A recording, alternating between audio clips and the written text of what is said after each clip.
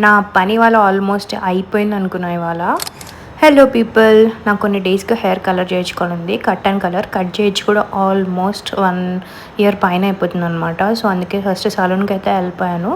And అక్కడ జరిగే first step ఏంటంటే, ఫస్ట్ వాళ్ళు మనకు హెయిర్ ఎంత చండాలంగా ఉందని మనకు చూపిస్తారు. And I showed him my inspo pictures. అవన్నీ చూపించి ఆయన బుర్ర తిన్నాను. Because I was scared.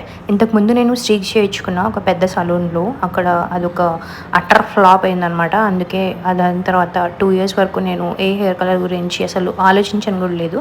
So ఇక్కడే he started to colour my hair. ఇట్లా ఒక 3 అవర్స్ కూర్చున్నాను గైస్. Yes, 3 hours. ఏ పని చేయకుండా అట్లా ఒక 3 అవర్స్ కూర్చోవడం ఎంత కష్టమని ఇప్పుడే తెలిసింది. ఇంకా మన hair natural hair, I mean colour లేని హెయిర్ కాబట్టి ఇంకా ఓకే. కొంతమంది అయితే మార్నింగ్ వెళ్ళి ఈవినింగ్ వస్తారంట. Thank God we're not that. అలా ఒక 3 అవర్స్ కూర్చున్న తర్వాత మన హెయిర్ అయితే వాషింగ్కి వచ్చేసింది.